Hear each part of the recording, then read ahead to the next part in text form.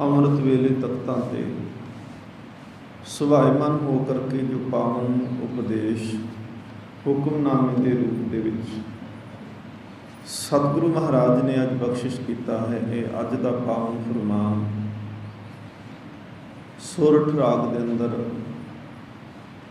ਅਸ਼ਟਪਦੀ ਦੇ ਰੂਪ ਦੇ ਵਿੱਚ ਹੈ। ਗੁਰੂ ਨਾਨਕ ਦੇਵ ਮਹਾਰਾਜ ਪਾਤਸ਼ਾਹ ਜੀ ਇਸ ਪਾਵਨ ਹੁਕਮਨਾਮੇ ਦੇ ਉਚਾਰਨ ਕਰਨ ਵਾਲੇ ਹਨ। ਅੱਜ ਦਾ ਇਹ ਪਾਵਨ ਫਰਮਾਨ ਸ੍ਰੀ ਗੁਰੂ ਗ੍ਰੰਥ ਸਾਹਿਬ ਮਹਾਰਾਜ ਪਾਤਸ਼ਾਹ ਜੀ ਦੇ ਪਾਵਨ ਪਵਿੱਤਰ ਅੰਗ 635 ਦੇ ਉੱਪਰ ਆਰੰਭ ਹੋ ਕੇ 636 ਅੰਗ ਤੇ ਇਸ ਦੀ ਸੰਪੂਰਨਤਾ ਹੈ। ਅਸ਼ਟਪਦੀ ਦੇ ਰੂਪ ਦੇ ਵਿੱਚ ਹੈ। 8 ਇਸ ਦੇ ਪਦੇ ਨੇ ਤੇ ਸਰਲੇਖ ਦੇ ਵਿੱਚ ਸਤਿਗੁਰੂ ਮਹਾਰਾਜ ਨੇ ਕਿਹਾ ਹੈ ਤੇ ਤੁਕੀ, ਕਿ ਹਰ ਇੱਕ ਪਦੇ ਦੇ ਵਿੱਚ 3-3 ਪੰਕਤੀਆਂ 3-3 ਤੁਕਾਂ ਆਉਣਗੀਆਂ। 24 ਇਸ ਦੀਆਂ ਤੁਕਾਂ ਬਣਨੀਆਂ ਨੇ ਤੇ 2 ਰਹਾਉ ਵਾਲੀਆਂ 26 ਤੁਕਾਂ ਨੇ ਇਸ ਪਾਵਨ ਸ਼ਬਦ ਦੀਆਂ। ਸਤਿਗੁਰੂ ਗੁਰੂ ਨਾਨਕ ਦੇਵ ਮਹਾਰਾਜ ਪਾਤਸ਼ਾਹ ਬਖਸ਼ਿਸ਼ ਰਹਿਮਤ ਕਰਨ ਬਾਣੀ ਦੀ ਵਿਚਾਰ ਕਰ ਸਕੀਏ। ਆਪ ਸੰਗਤ ਅਸੀਸ ਬਖਸ਼ੋ। ਗੁਰੂ ਚਰਨਾਂ ਦੇ ਵਿੱਚ ਹਾਜ਼ਰੀ ਲਵਾਈਏ। ਬੜੇ ਅਦਬ ਪਿਆਰ ਸਤਿਕਾਰ ਦੇ ਨਾਲ ਰਸਨਾ ਨੂੰ ਕਰੋ ਪਵਿੱਤਰ, ਉਚਾਰਨ ਕਰੋ ਜੀ। ਸਤਨਾਮ ਸ਼੍ਰੀ ਵਾਹਿਗੁਰੂ ਜੀ। ਫਿਰ ਸਾਰੇ ਕਰੋ ਜੀ ਕਿਰਪਾ, ਆਖੋ ਜੀ ਸਤਨਾਮ ਸ਼੍ਰੀ ਵਾਹਿਗੁਰੂ ਜੀ। ਸੋਰਠ ਮਹੱਲਾ ਪਹਿਲਾ ਤੇ ਤੁਕੀ। ਗੁਰੂ ਗ੍ਰੰਥ ਸਾਹਿਬ ਮਹਾਰਾਜ ਵਿੱਚ ਇਸ ਤਰ੍ਹਾਂ ਦੇ ਸਿਰਲੇਖ ਆਉਂਦੇ ਨੇ ਤੇ ਤੁਕੀ, 2 ਤੁਕੀ। ਆਸਾ ਮਨਸਾ ਬੰਦਨੀ ਭਾਈ, ਕਰਮ ਧਰਮ ਬੰਦਕਾਰੀ। ਸਤਿਗੁਰੂ ਗੁਰੂ ਨਾਨਕ ਦੇਵ ਮਹਾਰਾਜ ਪਾਤਸ਼ਾਹ ਕਹਿੰਦੇ ਨੇ ਅਸਲ ਦੇ ਵਿੱਚ ਆਸਾ ਮਨਸਾ, ਆਸਾ ਜੋ ਅਸੀਂ ਅਜੇ ਫੁਰਨਾ ਮਨ ਦੇ ਵਿੱਚ ਸੋਚਦੇ ਹਾਂ ਕਿ ਆਹ ਪੂਰਾ ਹੋ ਜਾਏ। ਮਨਸਾ ਸ਼ਬਦ ਮਨਸ਼ਾ ਕਾਮਨਾ ਤੋਂ ਹੈ ਬਣਦਾ। ਸਤਿਗੁਰੂ ਮਹਾਰਾਜ ਪਾਤਸ਼ਾਹ ਜੀ ਕਿਰਪਾ ਕਰਦੇ ਨੇ।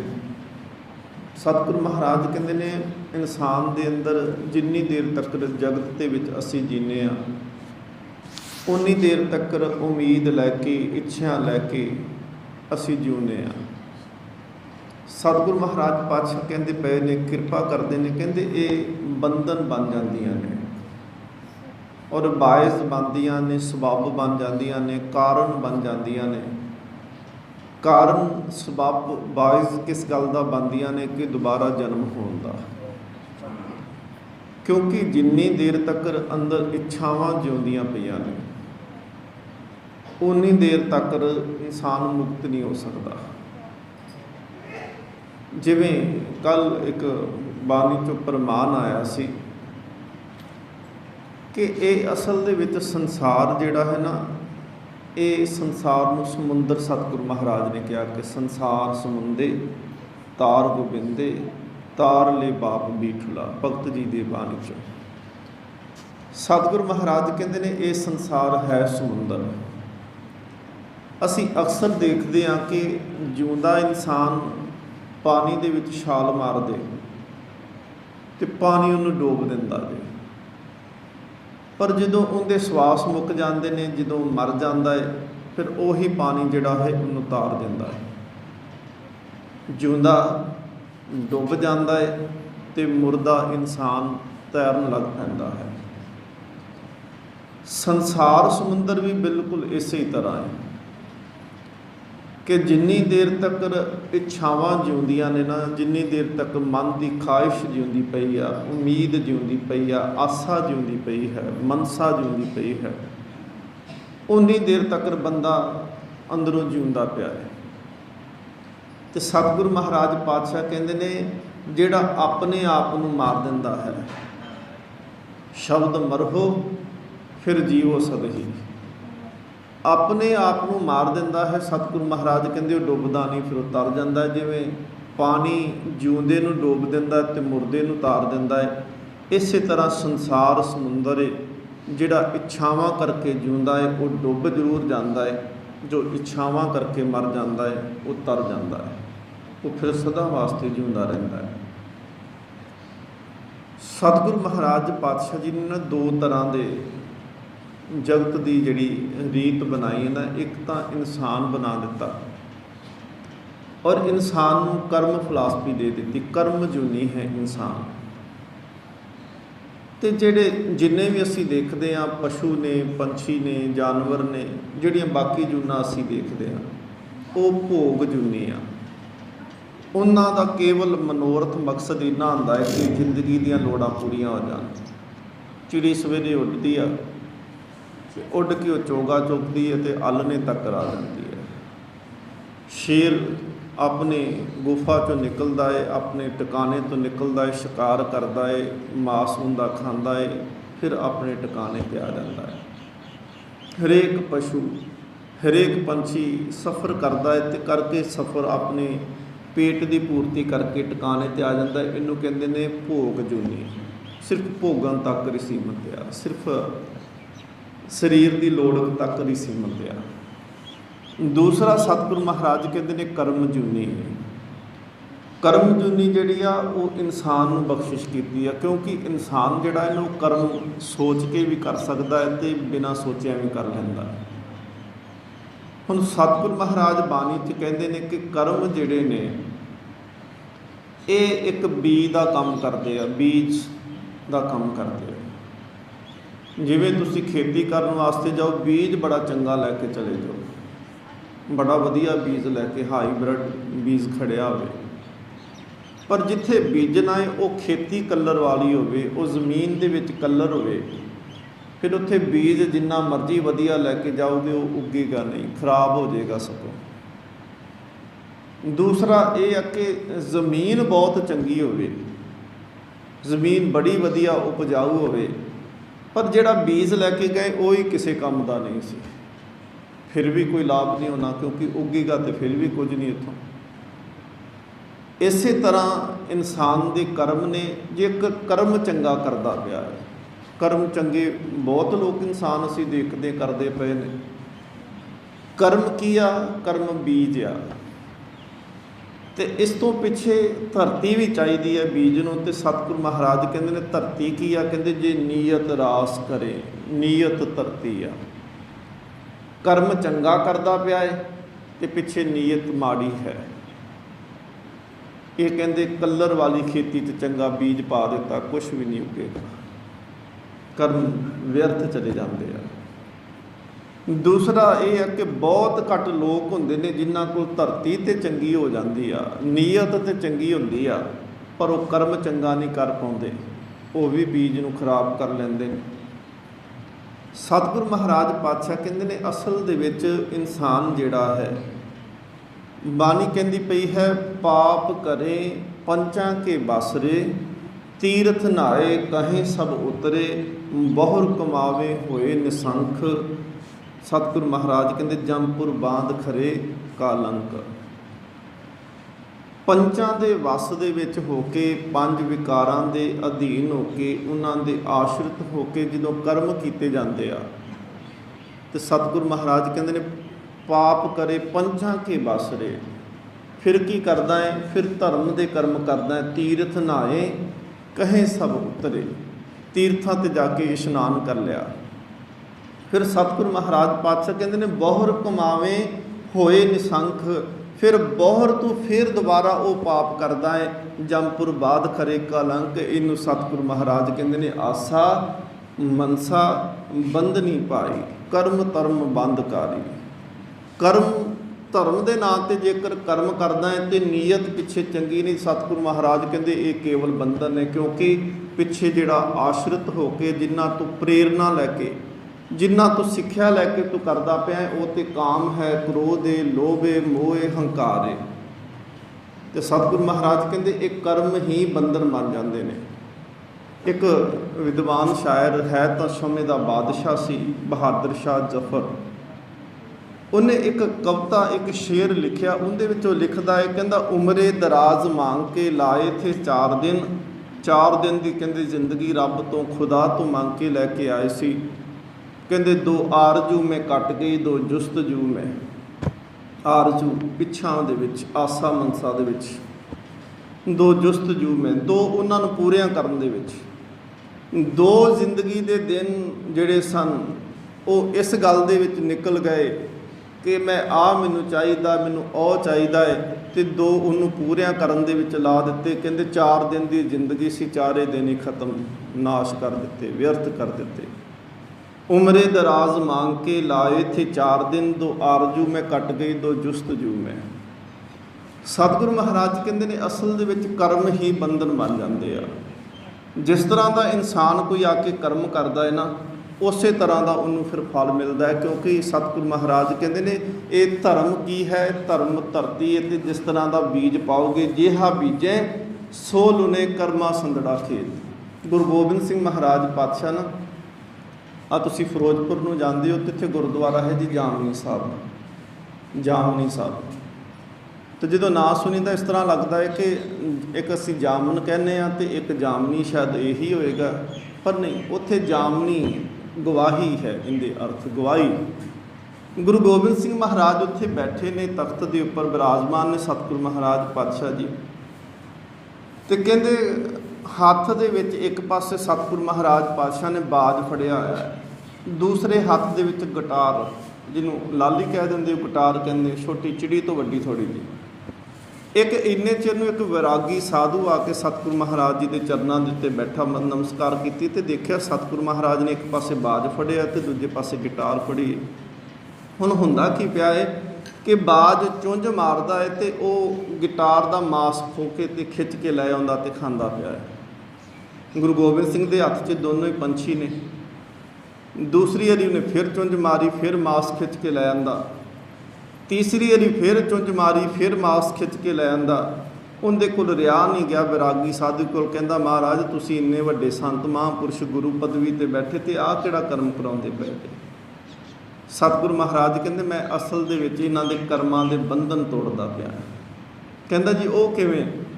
सतगुरु महाराज कहंदे आ जिहड़ा बाज है पिछले जन्म दे विच बड़ा वड्डा जिमींदार सी, ते आ जिहड़ी गिटार बनी है ना, चिड़ी जिहड़ी आ लाली जिहड़ी है, कहंदे ये एक राजे दा वजीर सी।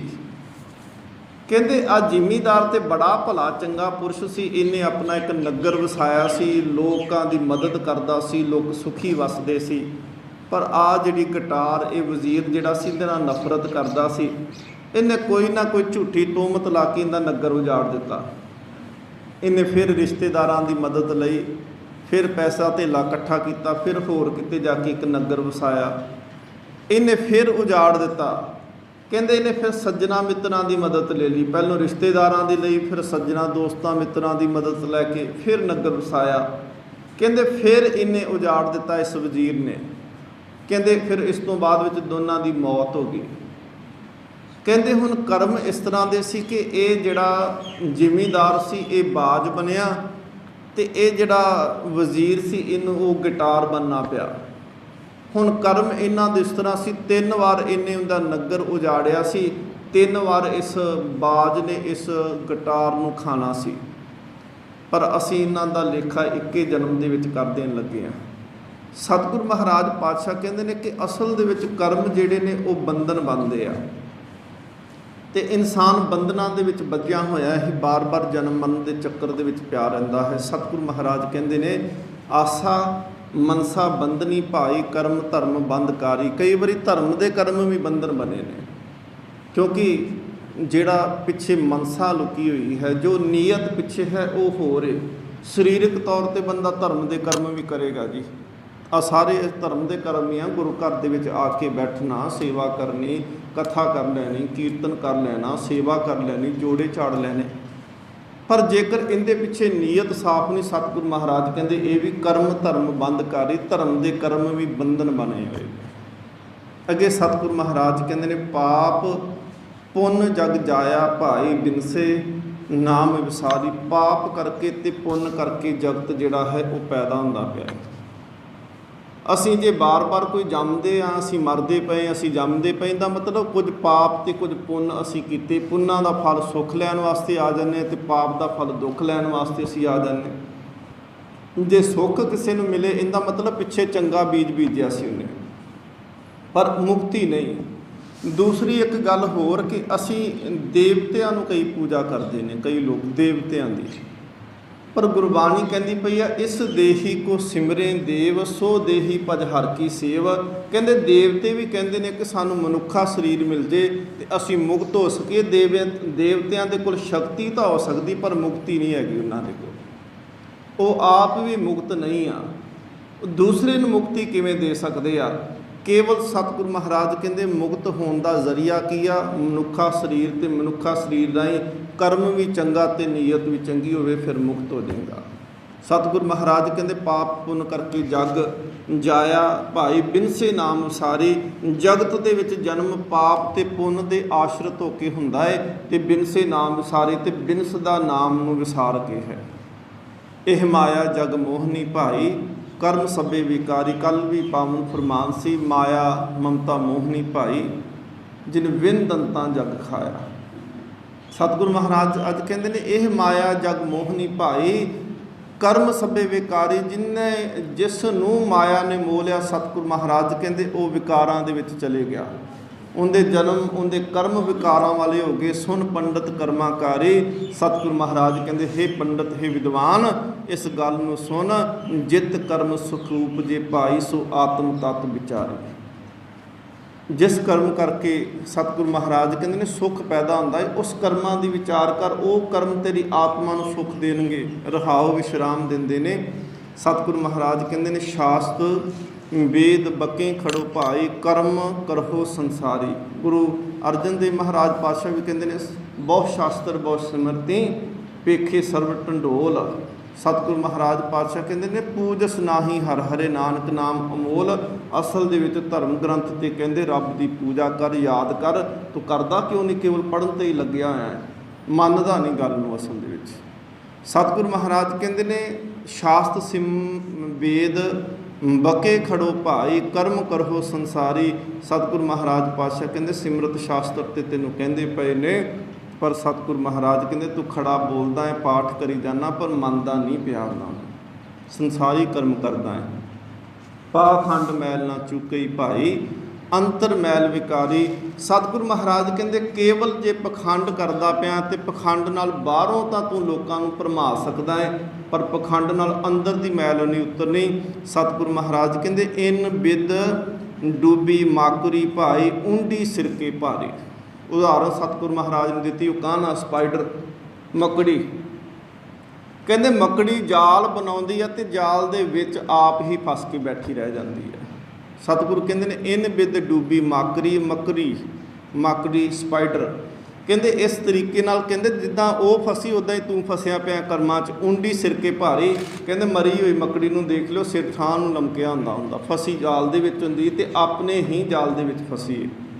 ਦੁਰਮਤ ਘਣੀ ਵਿਗੂਤੀ ਭਾਈ ਦੂਜੇ ਭਾਏ ਖਵਾਈ। ਸਤਿਗੁਰੂ ਮਹਾਰਾਜ ਪਾਤਸ਼ਾਹ ਕਹਿੰਦੇ ਨੇ ਦੁਰਮਤ ਭੈੜੀ ਮੱਤ ਨਾਲ ਬਹੁਤ ਸਾਰੀ ਸ੍ਰਿਸ਼ਟੀ ਜਿਹੜੀ ਹੈ ਉਹ ਖੁਆਰ ਹੋ ਗਈ, ਦੁਵੈਤ ਦੇ ਵਿੱਚ ਫਸ ਗਈ। ਸਤਿਗੁਰੂ ਮਹਾਰਾਜ ਕਹਿੰਦੇ ਦੂਜੇ ਭਾਏ ਖਵਾਈ, ਦੁਵੈਤ ਦੂਜਾ ਭਾਵ। ਬਿਨ ਸਤਿਗੁਰ ਨਾਮ ਨਾ ਪਾਈਏ ਭਾਈ ਬਿਨ ਨਾਮੇ ਭਰਮ ਨਾ ਜਾਏ। ਨਾਮ ਤੋਂ ਬਗੈਰ ਸਤਿਗੁਰੂ ਮਹਾਰਾਜ ਕਹਿੰਦੇ ਨੇ ਭਰਮ ਦਾ ਨਾਸ਼ ਨਹੀਂ ਹੋ ਸਕਦਾ। ਤੇ ਸਤਿਗੁਰੂ ਮਹਾਰਾਜ ਪਾਤਸ਼ਾਹ ਕਹਿੰਦੇ ਨੇ ਨਾਮ ਤੋਂ ਬਗੈਰ ਭਰਮ ਦਾ ਨਾਸ਼ ਨਹੀਂ, ਤੇ ਨਾਮ ਸਤਿਗੁਰ ਤੋਂ ਬਗੈਰ ਪ੍ਰਾਪਤ ਨਹੀਂ ਹੋ ਸਕਦਾ। ਕਿਸੇ ਦੇਹਧਾਰੀ ਤੋਂ ਨਾਮ ਲੈਣ ਵਾਸਤੇ ਨਹੀਂ ਜਾਣਾ ਜੀ, ਕਿਸੇ ਸਰੀਰ ਤੋਂ ਨਾਮ ਲੱਭਣ ਵਾਸਤੇ ਨਹੀਂ ਜਾਣਾ। ਸਤਿਗੁਰੂ ਮਹਾਰਾਜ ਕਹਿੰਦੇ ਸਤਿਗੁਰੂ ਤੋਂ ਨਾਮ ਪ੍ਰਾਪਤ ਹੋਵੇਗਾ ਤੇ ਨਾਮ ਦੇ ਰਾਹੀਂ ਹੀ ਭਰਮਾਂ ਦਾ ਨਾਸ਼ ਹੋਵੇਗਾ। ਸਤਿਗੁਰ ਸੇਵੇ ਤਾਂ ਸੁਖ ਪਾਏ ਭਾਈ ਆਮਨ ਜਾਨ ਰਹਾਈ। ਜਿਹੜੇ ਗੁਰੂ ਨੂੰ ਚੇਤੇ ਕਰਦੇ ਆ, ਗੁਰੂ ਨੂੰ ਜਪਦੇ ਆ, ਗੁਰੂ ਨੂੰ ਯਾਦ ਕਰਦੇ ਆ, ਸਤਿਗੁਰੂ ਕਹਿੰਦੇ ਨੇ ਤਾਂ ਸੁਖ ਪਾਏ ਭਾਈ, ਤਾਂ ਫਿਰ ਸੁਖ ਪ੍ਰਾਪਤ ਹੋਏਗਾ। ਆਮਨ ਜਾਨ ਰਹਾਈ। ਆਮਨ ਜਾਨ ਰਹਾਈ ਦੇ ਅਰਥ ਨੇ ਕਿ ਜੰਮਣ ਮਰਨਾ ਮੁੱਕ ਜੇਗਾ। ਸਾਚ ਸਹਿਜ ਗੁਰ ਤੇ ਊਪਜੇ ਭਾਈ ਮਨ ਨਿਰਮਲ ਸਾਚ ਸਮਾਈ। ਸਤਿਗੁਰੂ ਮਹਾਰਾਜ ਗੁਰੂ ਨਾਨਕ ਦੇਵ ਜੀ ਕਹਿੰਦੇ ਨੇ ਕਿ ਸੱਚ ਤੇ ਸਹਿਜ सच सच के अर्थ ने वाहिगुरू परमात्मा। तो सहज अवस्था कहते हैं जिथे आत्मक अडोलता हो जाती, जिथे मन फिर टिक जाता, जन्म मरण तो, दुख तो, सुख तो, आसा तो, मनसा तो, भरम तो, भुलेखियां तो, सारिया थावां तो निर्लेप होकर एक जगह पर टिक जाता है। उन्होंने कहते हैं सहज अवस्था। कहते गुर ते उपजे, ये सच वाहिगुरू परमात्मा ते सहज अवस्था गुरु के राही पैदा होंदी है। उपजे के अर्थ होंगे ने पैदा होगी। मन निर्मल साच समाई, तो मन निर्मल हो गया, तो उस निर्मल मन के विच साच समाई के अर्थ ने कि सच्चा वाहिगुरू आके टिक गया है। गुर सेवे सो बूझे भाई, गुर बिन मग न पाई। ਜਿਹੜਾ ਗੁਰੂ ਨੂੰ ਚੇਤੇ ਕਰਦਾ ਹੈ, ਜਿਹੜਾ ਗੁਰੂ ਨੂੰ ਯਾਦ ਕਰਦਾ ਹੈ, ਸਤਿਗੁਰੂ ਮਹਾਰਾਜ ਕਹਿੰਦੇ ਸੋ ਬੂਝੇ ਭਾਈ, ਉਹ ਇਸ ਗੱਲ ਨੂੰ ਜਾਣ ਲੈਂਦਾ ਹੈ। ਗੁਰ ਬਿਨ ਮੱਗ ਨਾ ਪਾਈ, ਮੱਗ ਕਹਿੰਦੇ ਨੇ ਰਸਤੇ ਨੂੰ, ਤੇ ਕਹਿੰਦੇ ਗੁਰੂ ਤੋਂ ਬਗੈਰ ਧਰਮ ਦੇ ਰਸਤੇ ਤੇ ਤੁਰਿਆ ਨਹੀਂ ਜਾ ਸਕਦਾ। ਸਤਿਗੁਰੂ ਮਹਾਰਾਜ ਰਸਤੇ ਦੀ ਗੱਲ ਗੁਰਬਾਣੀ 'ਚ ਕੀਤੀ, ਜਿਵੇਂ ਅਸੀਂ ਸ਼ਬਦ ਪੜ੍ਹਦੇ ਹੁਕਮਨਾਮੇ 'ਚ ਆਉਂਦਾ ਸੰਤ ਕਾ ਮਾਰਗ ਧਰਮ ਕੀ ਪੌੜੀ, ਇਹ ਰਸਤਾ ਹੈ। ਜਿਹਨੂੰ ਸਤਿਗੁਰੂ ਮਹਾਰਾਜ ਪਾਤਸ਼ਾਹ ਕਹਿੰਦੇ ਨੇ ਕਿ ਪੰਥਾ ਪ੍ਰੇਮ ਨਾ ਜਾਣੀ ਭੂਲੀ ਫਿਰੇ ਗਵਾਰ, ਨਾਨਕ ਹਰ ਬਿਸਰਾਏ ਕੇ ਪਾਉਂਦੇ ਨਰਕ ਅੰਧਿਆਰ। ਸਤਿਗੁਰੂ ਮਹਾਰਾਜ ਕਹਿੰਦੇ ਇਹ ਰਸਤਾ ਜਿਹੜਾ ਪਰਮਾਤਮਾ ਦੇ ਘਰ ਨੂੰ ਜਾਂਦਾ, ਇਹ ਤਾਂ ਰਾਹੇ ਪਤ ਪਵੜੀਆਂ, ਇਹ ਕੋਈ ਵਿਰਲਾ ਹੀ ਇਸ ਰਸਤੇ ਦਾ ਪਾਂਧੀ ਬਣ ਕੇ ਤੁਰਦਾ ਹੈ। ਗੁਰ ਬਿਨ ਮੱਗ ਨਾ ਪਾਈ, ਗੁਰੂ ਤੋਂ ਬਗੈਰ ਇਹ ਰਸਤੇ ਦੀ ਪ੍ਰਾਪਤੀ ਨਹੀਂ ਹੁੰਦੀ।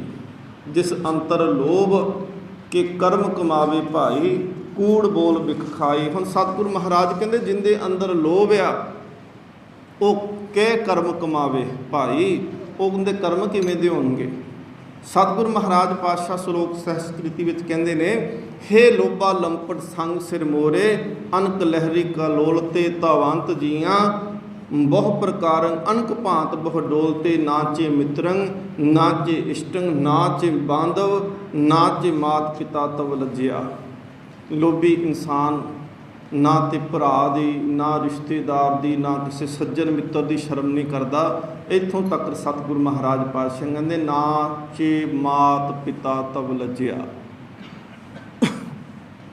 ਲੋਭੀ ਇਨਸਾਨ।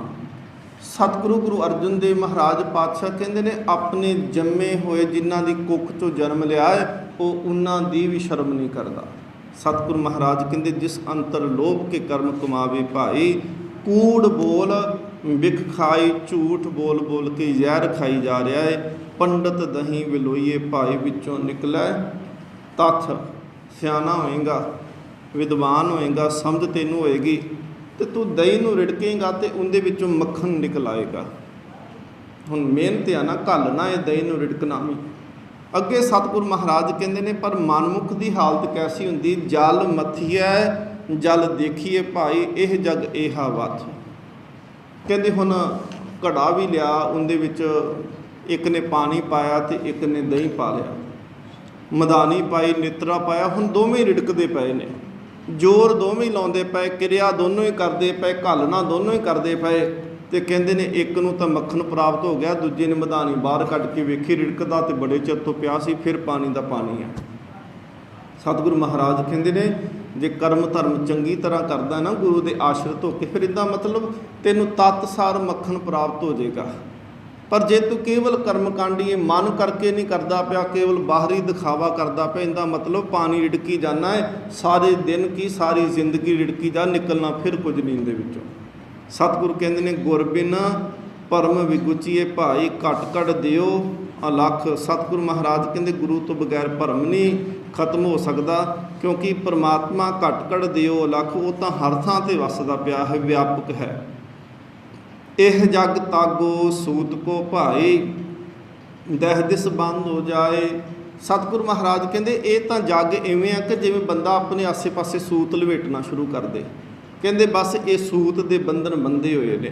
ਦਹਿ ਦਿਸ ਬੰਦ ਹੋ ਜਾਏ, ਬਿਨ ਗੁਰ ਗਾਂਠ ਨਾ ਛੁੱਟਈ ਭਾਈ, ਥਾਕੇ ਕਰਮ ਕਮਾਏ। ਗੁਰੂ ਤੋਂ ਬਗੈਰ ਕਹਿੰਦੇ ਆ ਸੂਤਰ ਜਿਹੜਾ ਬੰਧਨ ਨੇ, ਮਾਇਆ ਰੂਪੀ ਬੰਧਨ, ਮਮਤਾ ਰੂਪੀ ਬੰਧਨ, ਆਸਾ ਰੂਪੀ ਬੰਧਨ, ਮਨਸਾਵਾਂ ਰੂਪੀ ਬੰਧਨ, ਇੱਛਾਵਾਂ ਰੂਪੀ ਬੰਧਨ ਨੇ। ਸਤਿਗੁਰੂ ਮਹਾਰਾਜ ਕਹਿੰਦੇ ਇਹਨਾਂ ਦੀ ਗੰਢ ਗੁਰੂ ਖੋਲ ਸਕਦਾ, ਨਹੀਂ ਤੇ ਇਸੇ ਧਾਗਿਆਂ ਦੇ ਵਿੱਚ ਬੱਝਿਆ ਹੋਇਆ ਫਿਰ ਸਤਿਗੁਰੂ ਮਹਾਰਾਜ ਕਹਿੰਦੇ ਜਨਮ ਮਰਨ ਦੇ ਗੇੜ ਦੇ ਵਿੱਚ ਪਏਗਾ। ਇਹੋ ਜਗ ਭਰਮ ਭੁਲਾਇਆ ਭਾਈ, ਕਹਿਣਾ ਕਿਛੂ ਨਾ ਜਾਏ। ਸਤਿਗੁਰੂ ਮਹਾਰਾਜ ਪਾਤਸ਼ਾਹ ਕਹਿੰਦੇ ਨੇ ਅਸਲ ਦੇ ਵਿੱਚ ਇਹ ਜਗਤ ਅਗਿਆਨਤਾ ਦੇ ਵਿੱਚ ਵੱਜਿਆ ਪਿਆ ਹੈ। ਕਹਿਣਾ ਕਛੂ ਨਾ ਜਾਏ, ਕਹਿੰਦੇ ਇਹ ਹੁਣ ਹਰੀ ਦਾ ਡਰ ਇਹਨਾਂ ਦੇ ਅੰਦਰ ਨਹੀਂ, ਇਸ ਕਰਕੇ ਸਤਿਗੁਰੂ ਮਹਾਰਾਜ ਕਹਿੰਦੇ ਕੁਝ ਕਹਿਆ ਨਹੀਂ ਜਾ ਸਕਦਾ, ਅਕਹਿ ਹਾਲਤ ਇਹਨਾਂ ਦੀ ਬਣ ਗਈ ਹੈ। ਗੁਰ ਮਿਲਿਆ ਭਉ ਮਨ ਵਸੇ ਭਾਈ, ਭੈ ਮਰਨਾ ਸਚ ਲੇਖ। ਜਿਸ ਦਿਨ ਗੁਰੂ ਦੇ ਨਾਲ ਮਿਲਾਪ ਹੁੰਦਾ ਹੈ, ਕਹਿੰਦੇ ਉਸ ਦਿਨ ਰੱਬ ਦੇ ਵਾਸਤੇ, ਵਾਹਿਗੁਰੂ ਦੇ ਵਾਸਤੇ ਅੰਦਰ ਨਿਰਮਲ ਡਰ, ਅਦਬ ਵਾਲਾ ਡਰ ਪੈਦਾ ਹੋ ਜਾਂਦਾ ਹੈ। ਤੇ ਸਤਿਗੁਰੂ ਮਹਾਰਾਜ ਕਹਿੰਦੇ ਭੈ ਮਰਨਾ ਸੱਚ ਲੇਖ। ਭੈ ਦੁਆਰਾ ਹੀ ਸਤਿਗੁਰੂ ਮਹਾਰਾਜ ਕਹਿੰਦੇ ਜਿਸ ਦਿਨ ਤੇਰੇ ਅੰਦਰ ਰੱਬ ਦਾ ਡਰ ਪੈਦਾ ਹੋਏਗਾ, ਉਸ ਦਿਨ ਹੀ ਤੇਰਾ ਅੰਦਰੋਂ ਮਨ ਮਰੇਗਾ, ਉਸ ਦਿਨ ਹੰਕਾਰ ਮਰੇਗਾ, ਉਸ ਦਿਨ ਹਉਮੈ ਮਰੇਗੀ। ਮੱਜਨ ਦਾਨ ਚੰਗਿਆਈਆਂ ਭਾਈ, ਦਰਗਹਿ ਨਾਮ ਵਸੇਖ। ਸਤਿਗੁਰੂ ਮਹਾਰਾਜ ਕਹਿੰਦੇ ਇਸ਼ਨਾਨ ਦਾਨ ਤੇ ਨੇਕ ਕਰਮ ਇਹੋ ਆ ਕਿ ਤੂੰ ਹਰੀ ਦੀ ਦਰਗਾਹ ਦੇ ਉੱਤੋਂ ਵਿਸ਼ੇਸ਼ ਵਧੀਆ ਵਸਤੂ ਤੈਨੂੰ ਨਾਮ ਮਿਲ ਪਏ। ਮੱਜਨ ਦਾਨ ਚੰਗਿਆਈਆਂ ਭਾਈ, ਦਰਗਹਿ ਨਾਮ ਵਸੇਖ। ਵਸੇਖ ਵਿਸ਼ੇਸ਼ ਵਸਤੂ ਪ੍ਰਾਪਤ ਹੋ ਜੇ। ਗੁਰ ਅੰਕਸ ਜਿਨ ਨਾਮ ਦਿਰੜਾਇਆ ਭਾਈ, ਮਨ ਵਸਿਆ ਚੁੱਕਾ ਭੇਖ। ਸਤਿਗੁਰੂ ਮਹਾਰਾਜ ਨੇ ਬਾਣੀ ਦੇ ਵਿੱਚ ਫਰਮਾਨ ਕੀਤਾ ਹੈ ਕਿ ਇਹ ਮਨ ਜਿਹੜਾ ਨਾ ਅਸਲ ਦੇ ਵਿੱਚ ਹਾਥੀ ਦੇ ਵਾਂਗ ਹੈ। ਤੇ ਕਹਿੰਦੇ ਹਾਥੀ ਜ਼ੋਰ ਵਾਲਾ ਬੜਾ ਏ, ਉਹਨੂੰ ਰੋਕਿਆ ਰੁਕਦਾ ਕੋਈ ਨਹੀਂ। ਕਹਿੰਦੇ ਕਿਵੇਂ ਰੁਕ ਸਕਦਾ ਹੈ? ਕਹਿੰਦੇ ਸਤਿਗੁਰੂ ਮਹਾਰਾਜ ਪਾਤਸ਼ਾਹ ਕਹਿੰਦੇ ਤਾਂ ਰੁਕ ਸਕਦਾ ਜੇ ਗੁਰੂ ਮੁਹਾਵਤ ਬਣ ਕੇ ਸ਼ਬਦ ਦਾ ਕੁੰਡਾ ਸਿਰ ਤੇ ਰੱਖ ਕੇ ਰੋਕ ਦੇਵੇ, ਤਾਂ ਇਹ ਮਨ ਰੁਕ ਸਕਦਾ ਹੈ।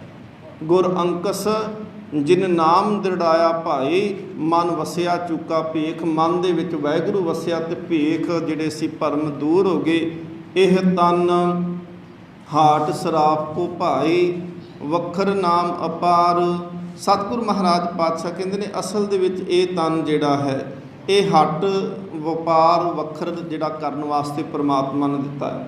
ਹੁਣ ਦੇਖੋ ਦੁਕਾਨ ਜਿਹੜੀ ਹੁੰਦੀ ਹੈ, ਦੁਕਾਨ ਤੋਂ ਲੋਕ ਕਮਾਈ ਕਰਦੇ ਨੇ ਤੇ ਘਰ ਬਣਾ ਲੈਂਦੇ ਨੇ। ਦੂਸਰੀ ਗੱਲ ਇਹ ਕਿ ਜਿਹੜਾ ਦੁਕਾਨ ਕਰਦਾ ਉਹ ਦੁਕਾਨ ਤੇ ਨਹੀਂ ਰਹਿੰਦਾ, ਜਾਏਗਾ ਕਮਾਈ ਕਰਕੇ ਆਏਗਾ ਤੇ ਆਪਣੇ ਘਰ ਦੇ ਵਿੱਚ ਆ ਜਾਏਗਾ। ਸਤਿਗੁਰੂ ਮਹਾਰਾਜ ਕਹਿੰਦੇ ਦੁਕਾਨ ਇਸ ਕਰਕੇ ਆ ਕਿ ਕਮਾਈ ਕਰਕੇ ਘਰ ਬਣਾ ਲੈ, ਤੇ ਸਤਿਗੁਰੂ ਮੁੜ ਕੇ ਕਹੇਗਾ ਕਿ ਇਸ ਘਰ ਦੇ ਵਿੱਚ ਜਦੋਂ ਤੂੰ ਵਸ ਜਾਏਗਾ ਫਿਰ ਬੋਹਰ ਨਾ ਹੋਏਗੋ ਫੇਰਾ। ਨਿਜ ਘਰ ਮਹਿਲ ਪਾਵੋ ਸੁਖ ਸਹਿਜੇ।